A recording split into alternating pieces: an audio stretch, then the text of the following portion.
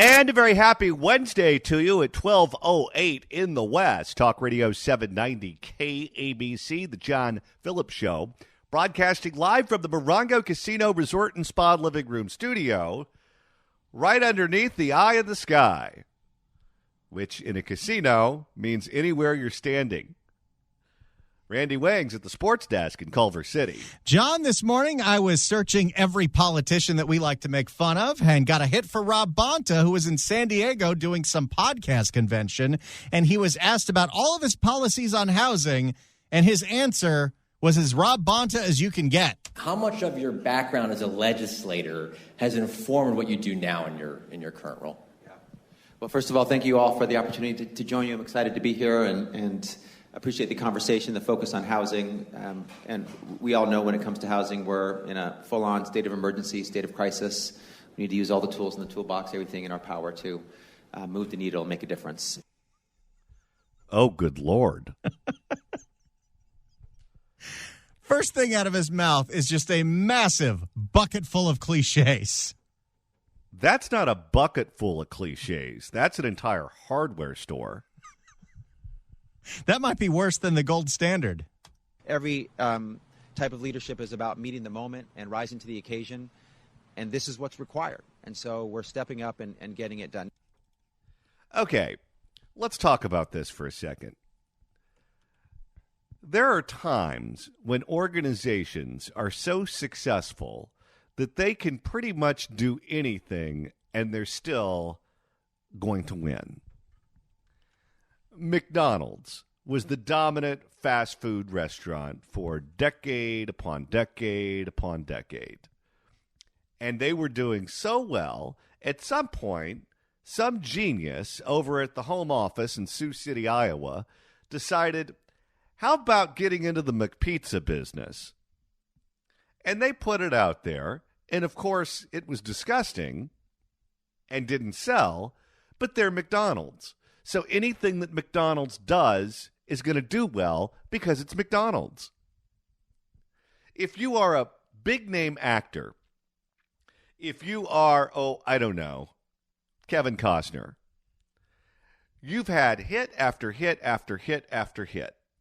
So if you get bored and you get lazy and you just want a payday so you can buy a new house in Santa Barbara, why not do Waterworld? Let's just go ahead. The organization is so successful. The Kevin Costner business is so successful, he can pretty much put any kind of crap out there and the public is going to buy it because it's Kevin Costner. In California, we're a one-party state. The Democrats pretty much control everything, in part because they control registration. Well, because they control everything and they're going to win regardless of whatever stupid piece of crap they put on the ballot, they can run people like Rob Bonta, and Rob Bonta can win elections. That guy? That guy. He does not have two brain cells to rub together. The only thing he can say in response to a question is cliche after cliche after cliche after cliche. Let's move forward in the interview to see if he finds his footing and can answer a question like a human being. I'm curious, what you think has been the most significant change as it comes to either politics, culture, or legislation as it relates to the AG's office and how it addresses or thinks about housing issues in the state. Every attorney general and every leader serves in a certain moment and brings their own lived experiences, values, priorities to the job. It just gets worse. Now, that's the short bites of Rob Bonta. But would you like to hear Rob Bonta in a long form to see how this man tries to process thinking when he gets asked kind of an interesting question? Let's watch a drunk man drive down an icy road. So this podcast in San Diego, it's the Voice of San Diego something. All the questions are about Rob Bonta's housing policies. And Rob Bonta has been very aggressive in suing places like Huntington Beach for not building enough housing. And since Gavin Newsom was governor, they've been very aggressive against going out of places that are not building enough housing. But despite all of that, with all of these policies, Housing here in California is more unaffordable than it ever has been. So, well, let's see what the AG has to say about that. So since the big wave of housing laws began being passed in 2017 at the legislature, housing prices are up, rents are up, homelessness is up, housing production relatively stagnant. What does this say about the effectiveness of the state's approach in addressing housing affordability when by all metrics, all reasonable metrics, we're in a worse position now than we were 6 years ago when a lot of these laws were being passed? I don't think he was ready for this. No.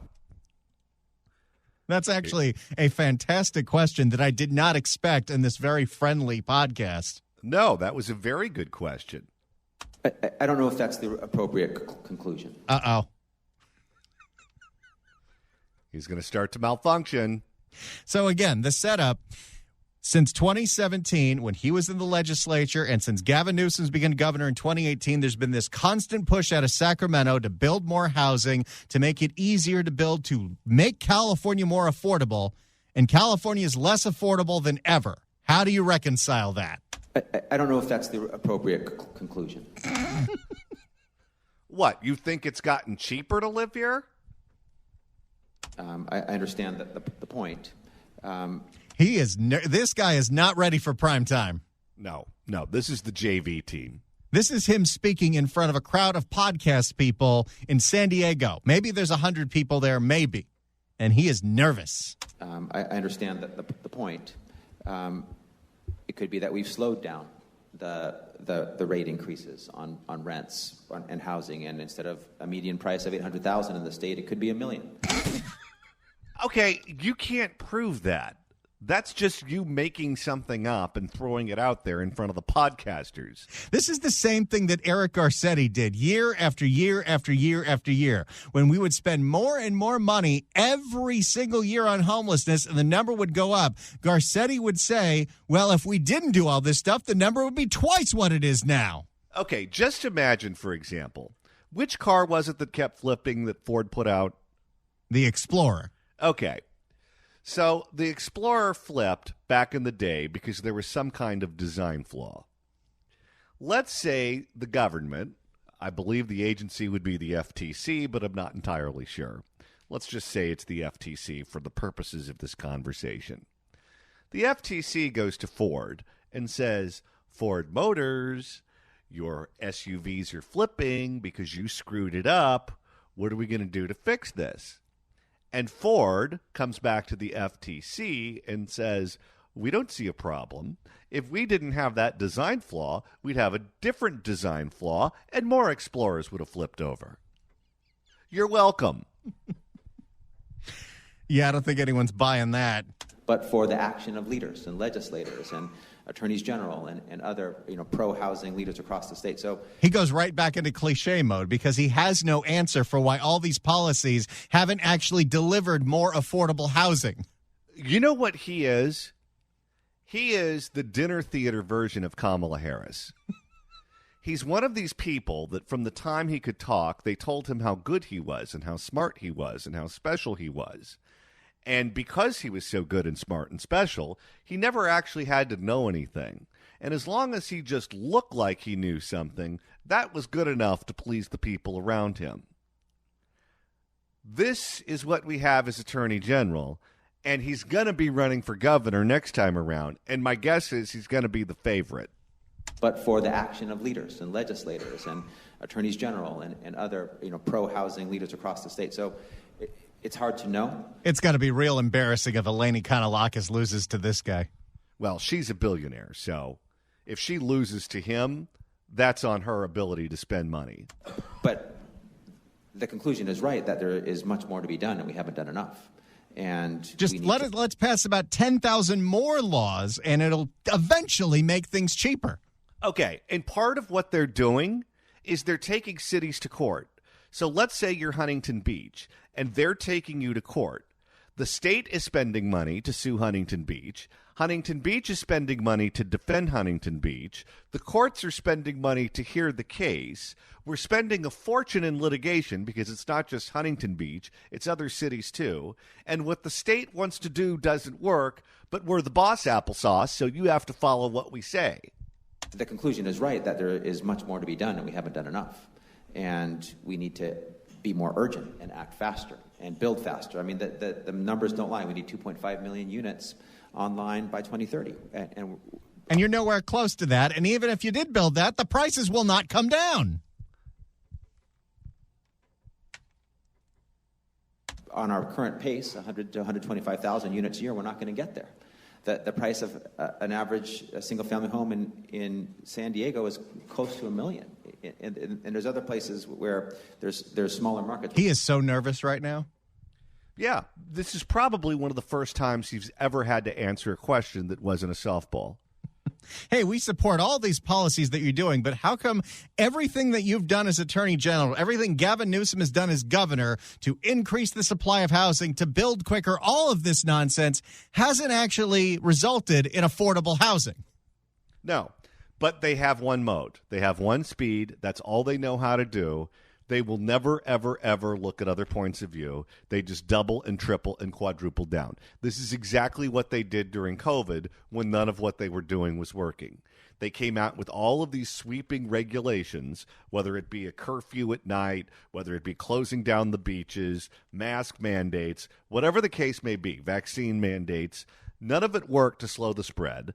The virus was going to do what the virus was going to do, but they never, not once, not even after it was over, had any moment of self-reflection and entertained the idea that what they were doing was wrong. Yeah. There's smaller markets, which are more than the 800,000 statewide. People like me wonder where their children are going to live if they can buy a home. Oh, we're going right back into the cliches. We didn't leave very, very long, did we? One of the big things that the legislature passed that was supposed to solve this entire thing was SB 9. And that was where every single lot, if you own a single-family home, you could rezone that to a duplex, a triplex, or you could build an ADU. And in a state of 40 million people, 200 actually took them up on that because nobody wants to actually do it.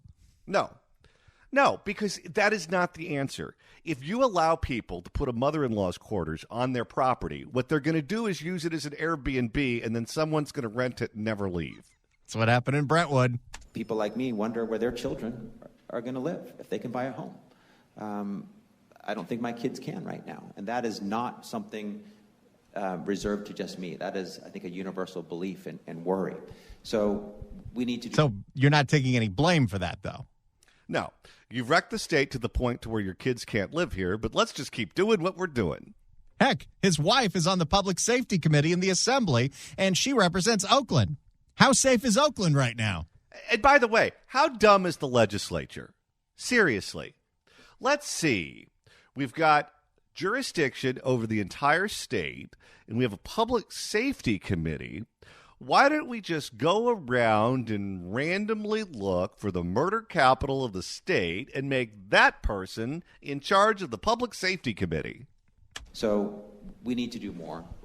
We need to, I think a lot of what the state has been doing is on the right track. You know, the Senate. But it's not, because it's not actually lowering the prices. No, listen to the question, dummy. In the question, they already answered that part. You are lucky, even in dumpy parts of the valley, to find a two-bedroom for under $2,500 these days. This guy is in way over his skis. You know, the Senator Wieners of the world, the Assembly member Wickses of the world that are pushing, that are streamlining, that are expediting housing, providing buy right. One of them is from San Francisco and one of them is from Oakland. Let's put them in charge of housing. And you remember our Oakland guy, the guy that was screaming out there about how Oakland is the wild, wild west? It's wild, wild west out here. One of the points that he made, which is fascinating because you don't think about this, so many people have fled San Francisco, so many people have fled Oakland, but the prices still haven't come down on the housing. That's right. You know why? because the people in Sacramento won't let us build anything. That are streamlining, that are expediting housing, providing by right housing, making sure that CEQA doesn't unnecessarily delay and get in the way as we uplift and support our environmental protections. We still build housing. They're not mutually exclusive. We can do both. So we need to do more of some of the things that are working, and then we need to assess what's not working. I would say at this point, all of it's not working. Yeah, the answer is D, all of the above. I mean, I like the fact that the value in my home has gone up, but I'm one of the very lucky few that can afford a home right now.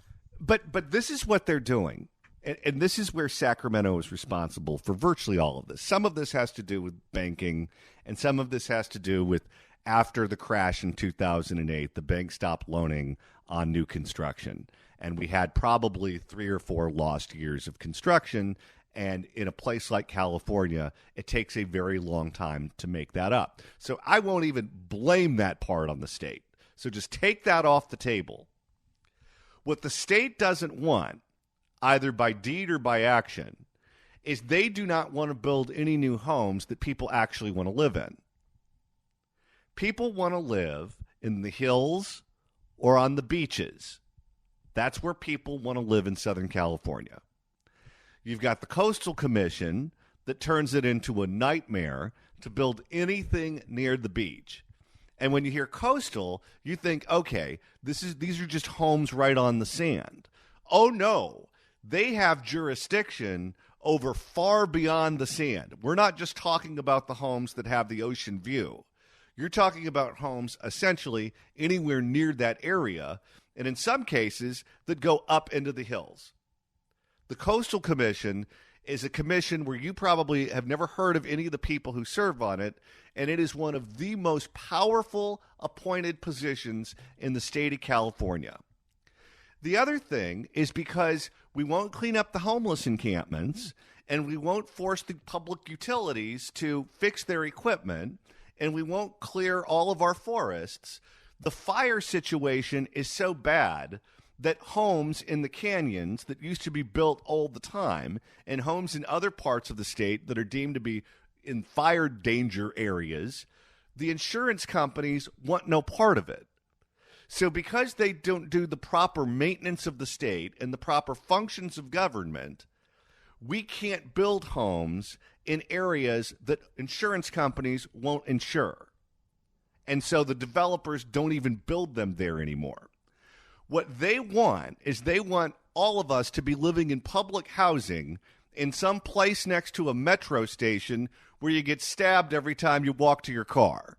And they've shown us that because that's the incentives that they give to the builders. If you build a dumpy apartment building next to the red line, we'll fast track you. You want to build single-family homes? See you in 10 years.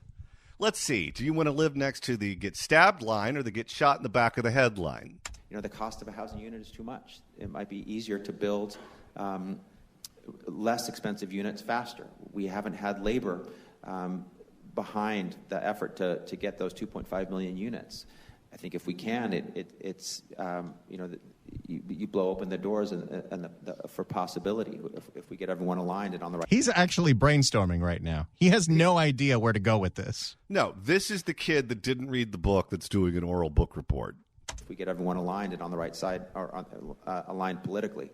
So it's a sobering set of facts that reminds us that there's much more to do. But I don't think you should necessarily conclude and draw from it that no progress has been made and that everything that's been done has been for naught. I think we could be in a much worse position. And there could be some data that shows we've actually moved the needle, slowed down the price increases, and moving towards where we need to be, just not there yet. Okay, as bad as you think Newsom is, this is the leader of the pack of what's coming next. But it just didn't feel big enough. If you'd like to email the show, you can do so at johnnydon'tlikeshow@gmail.com. That's johnnydon'tlikeshow@gmail.com.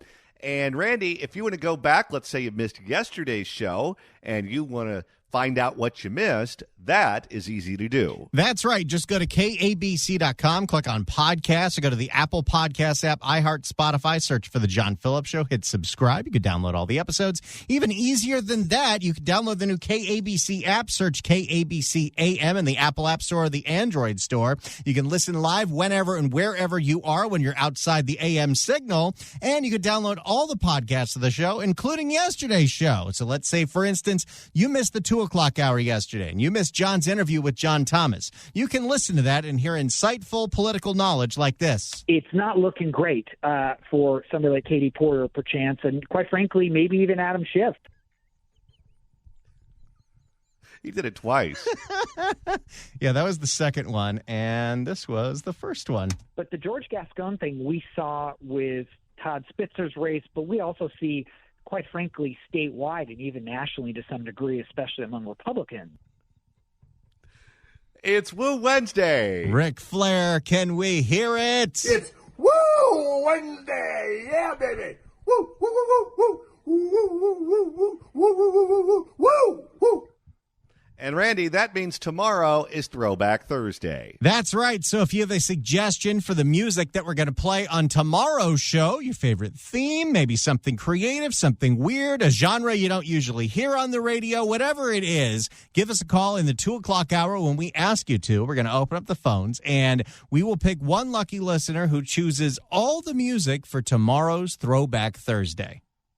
In the meantime, what do you say we make a couple of listeners very happy? Well, let's do that right now. 790 KABC welcomes Adam Sandler to the Acrisure Arena on October 21st. Tickets are on sale now at Ticketmaster.com, but right now, caller number 9 at 1-888-790-5222 gets a pair of tickets to the show. Tickets furnished by Live Nation. Good luck dialing. Well, the state's open U.S. Senate seat has gotten spicier and spicier and spicier. Initially, Gavin Newsom announced that he would be appointing a caretaker to serve out the remainder of deceased former U.S. Senator Dianne Feinstein's term. And then he went back on his word and appointed someone, LaFonza Butler, and he says there are no strings attached to that appointment. Well, and he did that because Barbara Lee told him it's not fair to appoint a caretaker. That's not fair to black people because at the time she thought she would get that appointment. Quite frankly. Well, be careful what you wish for because now LaFonza might run for a full term. LaFonza has until December 8th to decide if she'd like to keep this job. And then earlier this week, Steve Garvey, Dodger great and Republican, announced that he would be running for the seat. And he may not be a threat at winning it in November as Democrats outnumber Republicans statewide in California, but he certainly has a good shot at making it to the November runoff, meaning the election that matters could be held in the primary, not the general. And that's getting real close. Our primary got moved up. That's right. We usually vote in June. This time around, we're voting in March because they wanted our vote to count in the presidential primary. Surprise, surprise, it doesn't matter.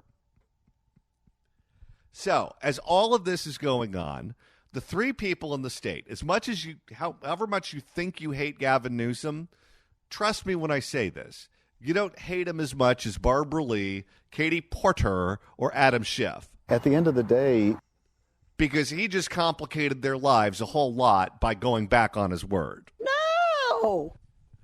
So the three of them are still debating one another around the state. It's business as usual for them because at this point, LaFonza has not made her announcement, and Steve Garvey is freshly into the race, so he's not doing the debates yet. And Randy, they're all being asked about LaFonza Butler, and they're trying out their, if you're Adam Schiff, your A material. Yeah, he started this debate with a lot of bad comedy. Hello, my friends in labor. How are you tonight? It is such a pleasure to be with you, and I'm also proud to be joined by my wife, Eve. Yes, we are Adam and Eve. Okay, on an account of just 0% to 100%, what percentage of times has his wife laughed at that joke? Never. Never. And I have friends who live in Glendale, and they tell me that it doesn't matter where he speaks. That is the opening line that he gives every time he's in front of a crowd. Let's hear his Comedy A material on healthcare. My father is 95. We are in and out of the hospital and the rehab all the time. I see the incredible work you do. He's a difficult patient, I got to tell you. Oh, God. Okay, why is he a difficult patient? It's as far as we got with that. It's like a take my wife, please. Oh, God. He wouldn't make it in vaudeville. Well, and listen, he even changed his cadence because he knows that he thinks this is a joke. I see the incredible work you do. He's a difficult patient, I got to tell you. He changed his whole persona. Why did the nurses laugh at that? It's a very friendly crowd, and I'm sure it was a very boozy crowd. Well, that's also a profession where if you want to steal drugs, you can. All right, here's an easy one. Let's see if he can make fun of Kevin McCarthy and make that funny. The only reason we came so close to shutting down is we had an incompetent Speaker of the House of Representatives, and we had a right-wing faction that wanted to bring us over the cliff. And let's face it, now the Speaker's chair is vacant. It was pretty vacant even when Kevin McCarthy was sitting in it. I would love to know who's writing his stuff. He didn't write that. No. Someone in his office wrote that for him, and they all collectively sat around a table and were convinced that it would kill. You know, I have this figured out. Adam Schiff, much like Katie Porter and Barbara Lee, was on the picket lines with the writers a lot. And I'm sure when he's sitting there and he's holding up his sign and he's walking back and forth, I'm sure he would pass off some notes to some writers, say, hey, can you punch this up for me? Well, that line was so unfunny, it had to come from one of Kimmel's writers. Hey.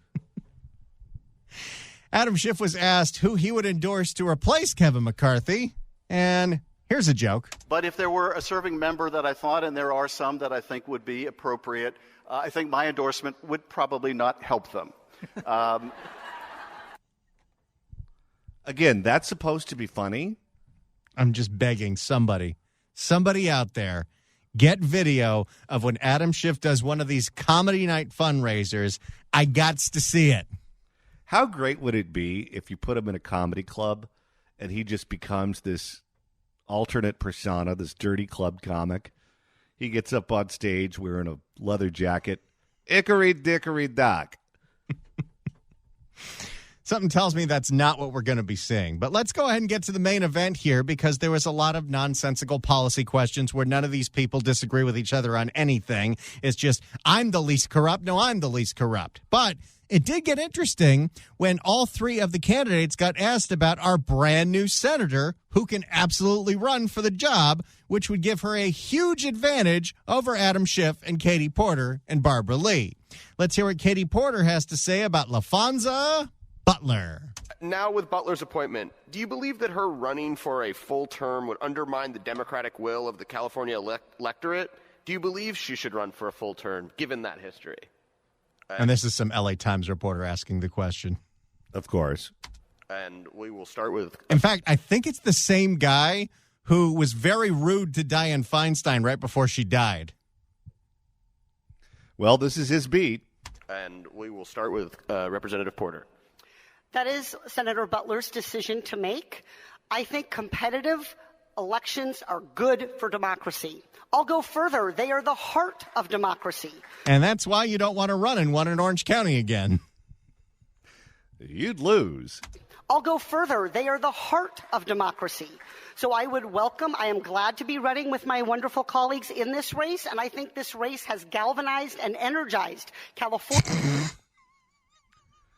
What, is she trying to be the next mayor of Los Angeles? Galvanized and energized.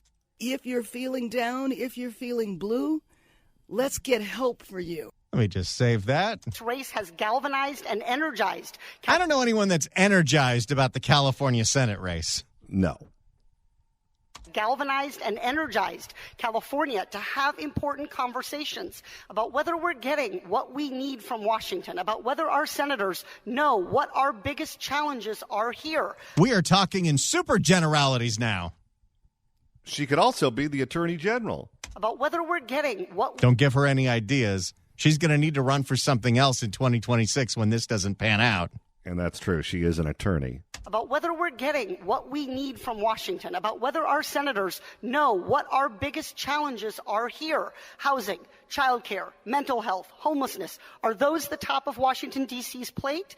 So I think it's important that we embrace this competitive election. I know what it takes to win and to turn out voters and to persuade voters, including those who don't always believe in our democracy, who don't always turn out. So I'm committed to staying in this election and continuing to drive victory up and down the ballot in every part and pocket of California. Okay. That was an interesting answer to a question about a potential new candidate in the race. Let's see if Barbara Lee does it, because she's had to change her whole act now. Her whole thing is we need a black woman in Congress. We need a black woman in the Senate. Now there is a black woman in the Senate. So Barbara Lee even had to do some rebranding in her opening statement. Now, like many Californians, I know what it's like to live one paycheck to paycheck. I raised 2 little boys as a single mom on public assistance and food stamps. I'm the extra poor candidate. Well, hey, it worked for Abraham Lincoln. He said he was from a log cabin. I'm poverty, Barbara Lee. Let's hear what she has to say about LaFonza Butler. Well, first, I will say again that I congratulated Senator Butler. I wished her well, and I'm going to continue with my campaign with the endorsement of many of our state officials, with no actual members of Congress, but no, she has them. Katie Porter doesn't. With the endorsement of many of our state officials, with many state assembly members, state senators. I'm very proud to have the endorsement of our revolution, of working family parties. We're putting together our grassroots campaign. We're raising money.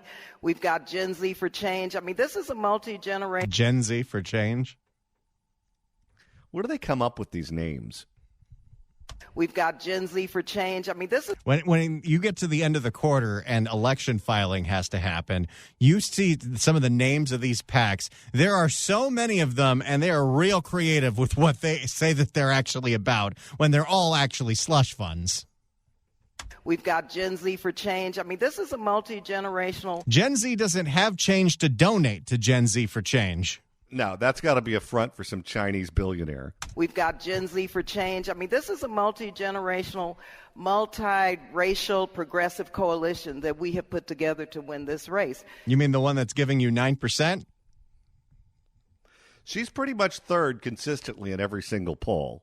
And democracy allows for whomever decides to run to run. This has been a great campaign. It is a good campaign, and it's a fun campaign, and it's a challenging campaign because we have a chance to meet with all of you to get your ideas, for you to ask us what we believe in, what we intend to do in the United States Senate. In no way do I think she actually enjoys doing that. No, she hates it. She hasn't had a competitive election in Oakland.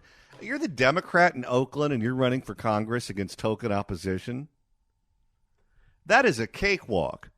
To get your ideas, for you to ask us what we believe in, what we intend to do in the United States Senate, and I intend to represent those who have not been seen, those 20 million who are living on the edge in California, and I intend to be their voice and your voice in the United States Senate. I'm the poverty candidate.